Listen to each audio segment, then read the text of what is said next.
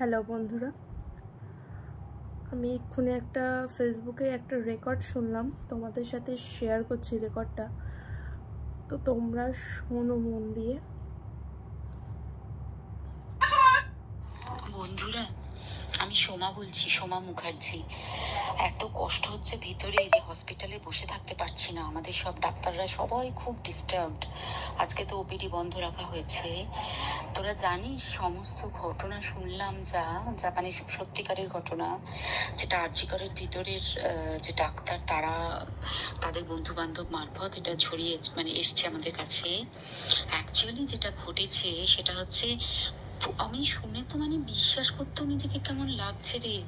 প্রত্যেকটা আমাদের ওয়েস্ট বেঙ্গলের প্রত্যেকটা মেডিকেল কলেজে, বিশেষ করে কলকাতার সরকারি মেডিকেল কলেজগুলোর প্রিন্সিপালরা, ডিপার্টমেন্টাল হেডরা, প্রিন্সিপালরা বিশেষ করে, তারা পাশ করানোর জন্য স্টুডেন্টদের কাছে রীতিমতো টাকা নেয়।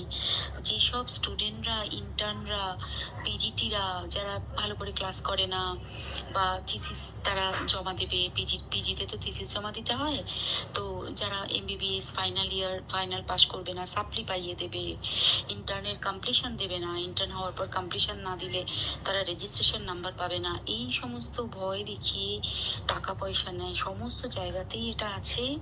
এর মধ্যে সব থেকে নিকৃষ্টের থেকেও নিকৃষ্টতম হচ্ছে সন্দীপ ঘোষ, প্রিন্সিপাল, যে তোর আমাদের কি বলে আরজিকর মেডিকেল কলেজে। সেখানে ভাব যে ওনার একটা বিশাল নেক্সাস ছিল, যাতে উনি বেশ কিছু ইন্টার্ন, হাউস স্টাফ এদেরকে দিয়ে ওই নেক্সাসটা চালাতেন।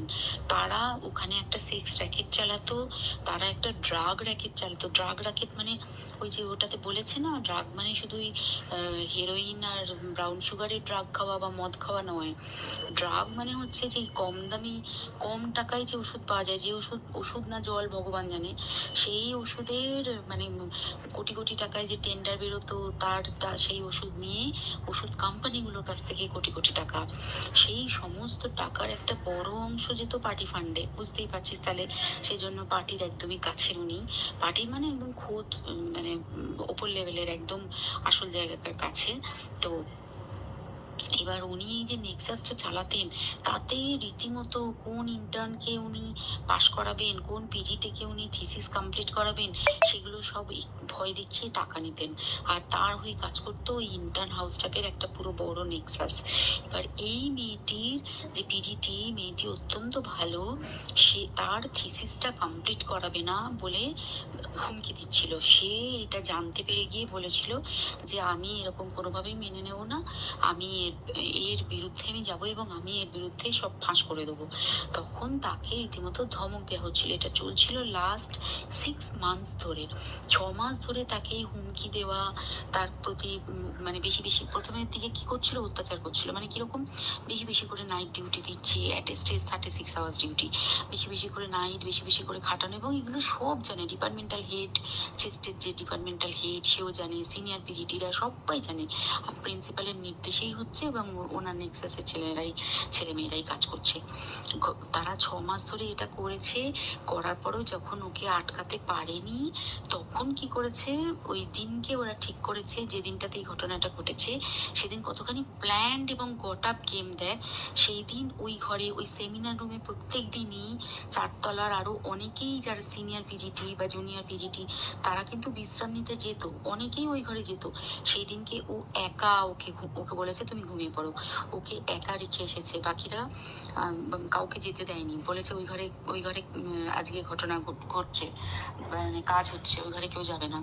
ওই ঘরে সেই দিনকে ওর সাথে যখন খাওয়া দাওয়া করেছে বাকি 4 জন, সেই 4 জনের মধ্যে একটি মেয়ে পর্যন্ত ছিল। সে কিরকম মেয়ে চিন্তা কর, এরা ডাক্তার না জানোয়ার জানি না, আমি জানোয়ার বললেও জানোয়ারদের অপমান করা হয়, কারণ জানোয়ার সমাজে এরকম কাজ হয় না।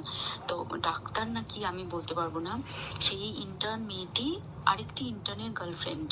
তো তার সাথে ওই পিজিটি মেয়েটি প্রচুর ঝগড়া হয়েছে। ঝগড়া হওয়ার পরে তারা তো হুমকি টুমকি দিয়ে চলে গেছে, দিয়ে তারা বলেছে তুমি ঘুমো। এবার ও তো জানে না, ভালো মনে শুতে এসেছে। তারপরে তারা গিয়ে মদটদ খেয়েছে, 7-8 জন মিলে চড়াও হয়েছে। এবং তোরা জানিস যে প্রথমে তার হাত দুটোকে দুপাশে দুজন ধরে রেখেছে এবং সেই কাজে সেই মেয়েটিও সাহায্য করেছে, ইন্টার্ন মেয়েটি। দুজন ওকে পা দুটোকে টেনে জরাসন্ধর মতো ছিঁড়ে ফেলেছে, মানে ছেঁড়ার মতো করে টেনেছে, যাতে পেলভিক বোন ভেঙেছে, কলার বোন ভেঙেছে। মানে কি বিপর্যস্ত, মানে বিধ্বস্ত, কি নৃশংস অত্যাচার করেছে। ওকে উল্টো দিক করে শুইয়েছে, পিঠের উপর দিয়ে বুট পরে হেঁটে গেছে, মাথাটাকে এমন থেতলেছে যে মানে স্কাল ফাল রাপচার হয়েছে। এই সমস্ত করার পরে শ্বাসরোধ করে তাকে মেরেছে। মেরে তারপরে আরো ভয়ঙ্কর, যে একটা মৃত মানুষকে মিনিমাম ডিগনিটি দিতে জানে না। তারা নিচে এসে দেখেছে ওই সঞ্জয় তখন বসে মদ খাচ্ছিল অন্য আরো গ্রুপ ডিস্টার্বদের সাথে। সঞ্জয় ছেলেটা আছে, তার কাটা সঞ্জয় বলতো ওরা, ওকে বলে ফল গাই। মানে ওর একটু ওইসব আলুর দোষ আছে, ও যত্রতত্র যখন তখন প্রস্টিটিউট এলাকায় যায়। এবার দেখেছে যে একে দিয়ে যদি একটা রেপ করিয়ে দিতে পারি তাহলে ঘটনার মোড়টা অন্যদিকে ঘুরে যাবে। এইবার ওকে বলেছে যা, সেমিনার রুমে তোর জন্য রেখে এসেছি, যা তুই এবার গিয়ে কাজ করে দিয়ে আয়। ও এসে ওই ডেড বডিকে রেপ করেছে যাতে তার ভ্যাজাইনাতে সিমেন্ট পাওয়া যায়। তো এবার এই হচ্ছে, প্লিজ আমি নাম করে ফেললাম সবকিছুই, কতজন আমি যে নামগুলো পাঠিয়েছি এই সব ডাক্তাররা এরা সব জড়িত জানিস, কিন্তু কেউ কোনো প্রমাণ নেই। প্রমাণ লোপাটের জন্য সেদিনকে ওই ইন্টার্ন এবং ডাক্তাররা যে ওইখানের যে বাথরুমটাতে হাত পা ধুয়েছে, রক্ত ধুয়েছে, সেইটাকে তাড়াতাড়ি প্রমাণ লোপাটের জন্য ওই দেওয়ালকে ভেঙে দিয়ে তার মানে ওই বাথরুমের জায়গাটাকেই ভাঙতে হচ্ছে ওদের। ওখানে নাকি ওরা রুম বানাবে, কালকে দেখেছিস তোরা খবরে। আর বেশি বলতে পারছি না, মানে তোরা তো সবাই প্রোটেস্ট করিস, আমরা তো আমাদের দিক থেকে করছি, কিন্তু কিছুই হবে না। এই পোড়া দেশে কিছুই হবার নেই, শুধু ভেতরে ভেতরে গুমড়ে গুমড়ে কষ্ট পাওয়া। আর আগামী প্রজন্মের যে ডাক্তাররা বেরোবে, তারা যে ইন্টার্ন বা পিজিটি বা যাদের কাছে আমরা যাব ভবিষ্যতে, তারা কি ডাক্তার নাকি আমি জানি না, কি নিয়ে তাদের কাছে আমরা যাব আর কি করে বা আমাদের পরের প্রজন্মকে আমরা সুরক্ষিত রাখবো। এটা ফেসবুকে থেকে পাওয়া একটা ক্লিপ। তো আমি এটা বলতে চাইছি যে আজ হচ্ছে 2024 দাঁড়িয়ে আমরা কি সত্যিই স্বাধীন হতে পেরেছি? একটা কোনো জায়গায় কোনো মেয়ে সেফ নয় কেন?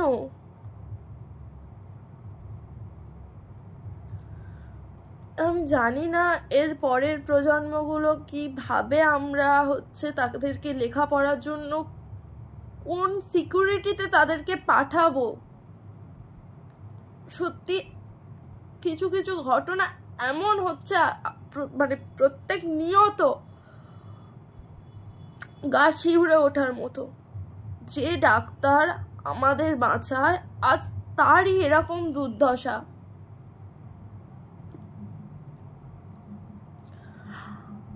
আজ এটুকু বলতে পারি, আমরা এখনো স্বাধীন হতে পারিনি। যেদিন আমরা নিজেরা ঠিকঠাকভাবে চলাফেরা করতে পারবো, যেদিন সত্যিই আমরা স্বাধীন হব, সেদিনই স্বাধীনতা উদযাপন করার আমাদের দিন। মানে আর ওই যে ভিডিও, মানে ওই যে ক্লিপটায় একটা মেয়ে কি করে পারে, আমি বুঝতে পারছি না একটা মেয়ে কি করে পারে। আরে সেও তো একটা মেয়ে, সে কি করে পারে এই জিনিসটা করতে? মানে কোনো কিছুর ওপরই আর বিশ্বাস করা যাবে না। এখন যা দিনকাল এসছে, মেয়েদের লক্ষ্মী না কালী হয়ে দাঁড়াতে হবে, যেটা কথা। আর সবার মানসিক চিন্তা ভাবনা পাল্টাতে হবে। এটা 2024, কারো জামা কাপড় নিয়ে জাজ করার দিন নয় এটা। কে কি জামা পরলো তার জন্য সে হলো রেপ। একটা 3 বছরের বাচ্চাও রেপ হচ্ছে, তার জামায় তো কিছু ভুল থাকতে পারে না। আজ যেটা হলো, সে নিশ্চয়ই তো কোনো মানে হসপিটালের মতো জায়গায় একটা নিশ্চয়ই খারাপ জামা সে পরেনি। কি করে হলো? তাই আমরা কাউকেই জামা কাপড় দিয়ে জাজ করতে পারি না। নিজেদের মানসিকতা পাল্টাতে হবে, পাল্টানো দরকার, প্রয়োজন। আমরা মেয়ে বেরোনোর আগে সাবধানে বলি, ছেলেরা বেরোনোর আগে কেন বলি না খবরদার? কেন বলি না?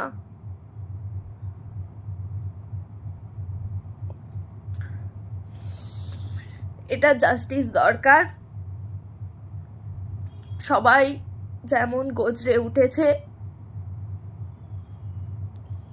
আশা করছি হবে কিছু একটা।